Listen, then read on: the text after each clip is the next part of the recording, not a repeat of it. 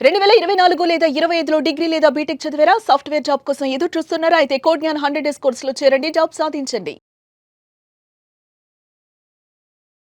Welcome to Suman TV. నేను మీ Suman TV.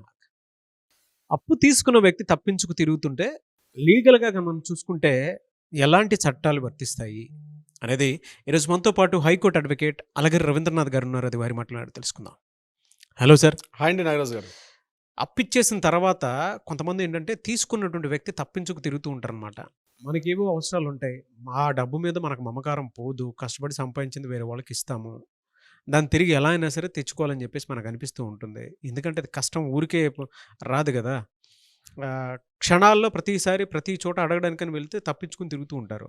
లీగల్‌గా దానికేమన్నా అంటే చట్టబద్ధంగా గనుక మనం చూసుకుంటే ఏమన్నా రెమెడీస్ ఉన్నాయా దానికి? తప్పించుకు తిరుగువాడు ధన్యుడు సుమతి హ్మ్. అని ఊరికనే సుమతి వాక్యంలో ఈ వాక్యం చెప్పలేదు నాగరాజు గారు. తప్పించుకు తిరుగుతున్నారు. ఏదో అవసరం పడుతుంది. ఇంట్లో ఏదో పెళ్లి ఖర్చో, లేకపోతే నాన్నగారికి ఆరోగ్యం ఖర్చు, ఇతరత్ర ఏదో ఖర్చుల మీద ఒక అప్పు చేసుకోవడం అనేది సర్వసాధారణం. అది కామన్ థింగ్. దీనికోసం మనం ఎక్కడ అరే తెలిసిన వ్యక్తే కదా అర్జెన్సీగా ఏదో ఫోన్ చేసి నాకు అర్జెంట్‌గా ఒక అమౌంట్ అర్జెంట్‌గా కావాలి. ఒక ₹1,00,000 కావాలి, ఒక 50,000 కావాలి, ఎంతో కొంత అమౌంట్. ఆ అమౌంట్ కావాలని చెప్పి అడుగుతాం. సో, అమౌంట్ వస్తే మీకు ఇచ్చేస్తాను అని చెప్పి ఏదో చేయబదులుగా తీసుకుంటారు. తరువాత అమౌంట్ ఎప్పుడు అడిగినా సరే కాస్త ఫోన్ స్విచ్ ఆఫ్ చేసుకోవడం, రెస్పాన్స్ అవ్వకపోవడం, ఇంటికెళ్ళి అడిగితేనేమో ఆ ఇంటి భార్యతోటి లేదన్నయ్య గారు ఆయన లేరు బయటికెళ్ళారని ఇంట్లో ఉండి కూడా లేరనిపించుకొని, మొఖం చాటేసుకొని డబ్బులు ఇవ్వడానికి నెలలు, రోజులు, వారాలు, సంవత్సరాలు తరబడి పోతున్నా ఆ డబ్బుకి అతీగతి లేకుండా తప్పించుకు తిరుగుతుంటారు చాలామంది అప్పు తీసుకున్న తరువాత. ఇటువంటి వారిని ఎలా ఫేస్ చేయాలి? ఫస్ట్ గుర్తుపెట్టుకోండి, లీగల్‌గా మీరు ఏదైతే అప్పిచ్చారో దానికి ఒక ఎవిడెన్స్ అనేది వెరీ వెరీ ఇంపార్టెంట్. అంటే ఏదో ఒక రకంగా ఒక ఆన్‌లైన్ ట్రాన్సాక్షన్ అనేది చేయండి. లేదా ఒక చెక్ తీసుకోండి. అది కాదనుకుంటారా, ఒక ప్రామిసరీ నోట్ రాసుకోండి. ఏమీ లేకుండా జస్ట్ నోటి వాక్యాన్ని అమౌంట్ ఇస్తే రికవరీ చేసుకోవడం చాలా కష్టం. మొహమాటానికి వెళ్తే మూతి కాలుతుందని ఒక సామెత కూడా ఉంది. ఇప్పుడు ఏమవుతుంది, డబ్బు అడిగినప్పుడు అడుగుతాడు, 5,00,000 అడిగాడు ఇచ్చారైనా, సరే తెలిసిన వాడే కదా అని చెప్పి 5,00,000 తీసుకున్న నెక్స్ట్ డే నుంచి ఆయన కనిపించడు. ఇచ్చారంటే క్యాష్ పార్ట్ ఇచ్చారు. మళ్ళీ అడిగేసరికి ఏ ఎవిడెన్స్ లేదు కదా అని గాలికి తిరుగుతూ ఉంటాడు. ఏ రకంగా మీరు అడుగుతారు? ఎట్లా రికవరీ చేస్తుంటారు? అరే గట్టిగా అడిగితే ఆయన ఎక్కడ ఫీల్ అవుతాడేమో తనలో తను నలిగిపోతుంటాడు. ఇంట్లో తన భార్య అడుగుతుంటుంది, ఈ అమౌంట్ మీ ఫ్రెండ్‌కి ఇచ్చారు కదా రెస్పాన్స్ లేదని చెప్పి. ఆయనేమో రేపిస్తా, మాపిస్తా, అప్పుడిస్తా, ఇప్పుడిస్తా అని చెప్పి తిరుగుతూనే ఉంటాడు. ఇలా సంవత్సరాలు గడిచిపోతుంటాయి కానీ ఎక్కడ రికవరీ చేసుకోవడం ఇంపాసిబుల్. అందుకని గుర్తుపెట్టుకోండి, ఫస్ట్ ఆఫ్ అమౌంట్ ఇచ్చారు అనుకుంటే దానికి ఏదో ఒక ఎవిడెన్స్ అయితే ఉండాలి. అంటే ఆన్‌లైన్ ట్రాన్సాక్షన్ ఉండాలి, లేదా ఒక చెక్, అట్లనే ఒక ఎవిడెన్స్ చెక్ తీసుకోవాలి. ఇది కాకపోతే ఒక ప్రామిసరీ నోట్ రాసుకోండి. ఇదేమీ కాకుండా నేను నోటి వాక్యాన్ని ఇస్తే మాత్రం తప్పు ఒకటి. నెంబర్ 2, ఇప్పుడు ఆయన అమౌంట్ ఇవ్వలేదని చెప్పి మీరు కాస్త దౌర్జన్యానికి వెళ్ళారనుకోండి, ఇస్తావా చస్తావా అని చెప్పి గట్టిగా బెదిరించే ప్రయత్నం చేశారనుకోండి, అది డబ్బు విషయం పక్కన వెళ్ళి ఆ బెదిరింపు అనేది ఇంకొక కేసు అయ్యే అవకాశం ఉంటుంది. ఆయన ఇమ్మీడియట్గా యాక్షన్లు దిగిపోతాడు. వాళ్ళ ఇంటి మీదకి అటాక్ చేయడం కానీ, వాళ్ళ ఆస్తులను ధ్వంసం చేయడం కానీ, వాళ్ళని కొట్టడం కానీ, వాళ్ళని తిట్టడం కానీ, అబ్యూజ్ లాంగ్వేజ్ తిడితే ఈ మనీ టాపిక్ పక్కకి వెళ్ళి ఈ దౌర్జన్య కాండ ఎక్కువైపోతుంది. దాని మీద అతను మీ మీద యాక్షన్ తీసుకునే అవకాశం ఉంటుంది. సో మరి ఎలా రికవరీ చేసుకోవాలి? అమౌంట్ మిస్ అయిపోయింది, అమౌంట్ ఇచ్చేసి ఎలా రికవరీ చేసుకోవాలి?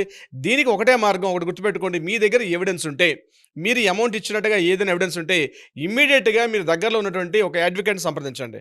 ఇమ్మీడియట్గా అడ్వకేట్ ఏం చేస్తారు, ఒక లీగల్ నోటీస్ ఫామ్ చేసి లీగల్ నోటీస్ పంపిస్తారు. ఏ ఫార్మేట్కైనా ఫస్ట్ లీగల్ నోటీస్ ఉంది వెరీ వెరీ మోస్ట్ ఇంపార్టెంట్.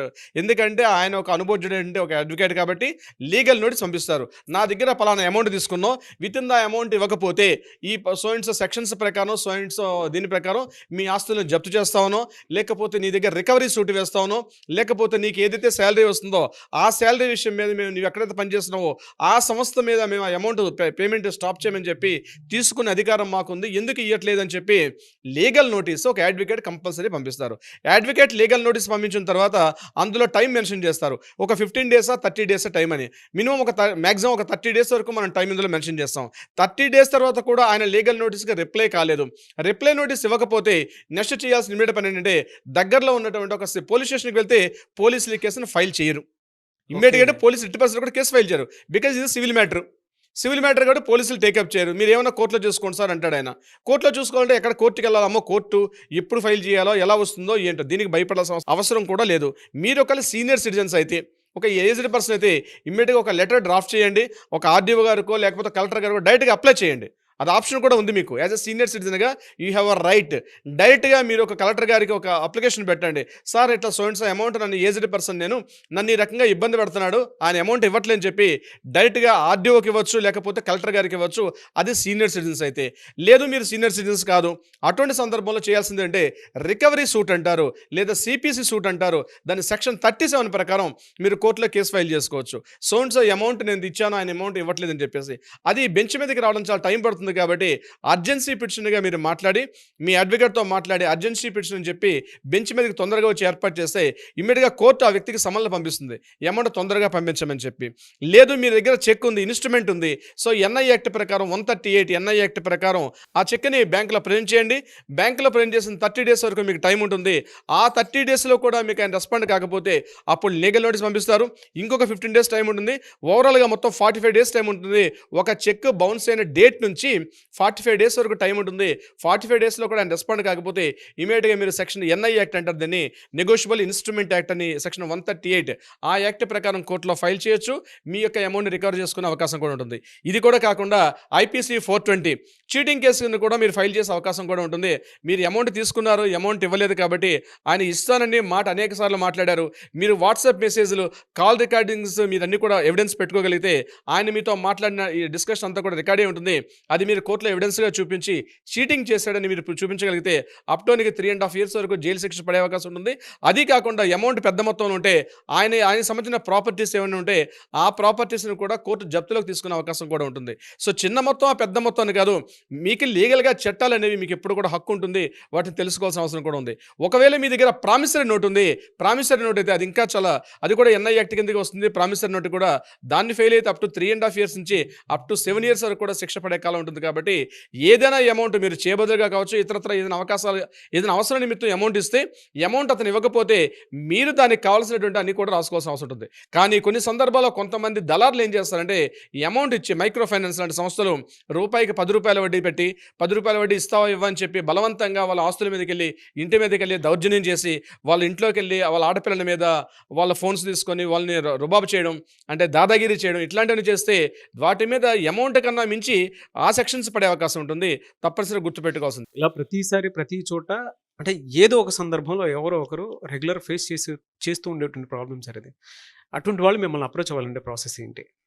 డెఫినెట్గా నాగరాజ్ గారు, ఇటువంటి సమస్యతో బాధపడుతున్న వాళ్ళు ఎవరైనా మీకు అండగా సెక్షన్లు ఉన్నాయి, మీకు అండగా చట్టాలు ఉన్నాయి, న్యాయస్థానాలు ఉన్నాయి. మీ అడ్వకేట్గా రవీంద్రనాథ్ ఎప్పుడు మీకు తోడుగా ఉంటాడు. ఇటువంటిది ఏదైనా సమస్యతో మీరు బాధపడుతుంటే ఇమ్మీడియట్గా మీ చేతిలో ఫోన్ తీసుకోండి. కింద స్క్రోల్ అవుతున్న నెంబర్ని ఇమ్మీడియట్గా తక్షణమే కాంటాక్ట్ చేయండి. లేదు కాల్ లిఫ్ట్ చేయలేకపోతే ఒక వాట్సాప్ మెసేజ్ పెట్టండి. మీరు ఎక్కడ ఉన్నా సరే, 2 తెలుగు రాష్ట్రాలైనా, దేశంలో ఎక్కడ ఉన్నా, ప్రపంచంలో ఏ మూలన్నా సరే, మీరు ఇమ్మీడియట్గా మీకు ఒక అడ్వైస్ కావాలి, ఎలా వెళ్తే మీకు ఆన్సర్ దొరుకుతుందంటే రవీంద్రనాథ్ లీగల్ టీం ఎప్పుడు కూడా మీకు సపోర్ట్ చేస్తారు. ఇమ్మీడియట్గా మీరు కాల్ చేయండి, వాట్సాప్ చేయండి, మీకు డీటెయిల్స్ తక్షణమే అందుతాయి. Nagaraju garu, anyways thank you so much Ravindranath garu. Thank you so much Nagaraju గారు.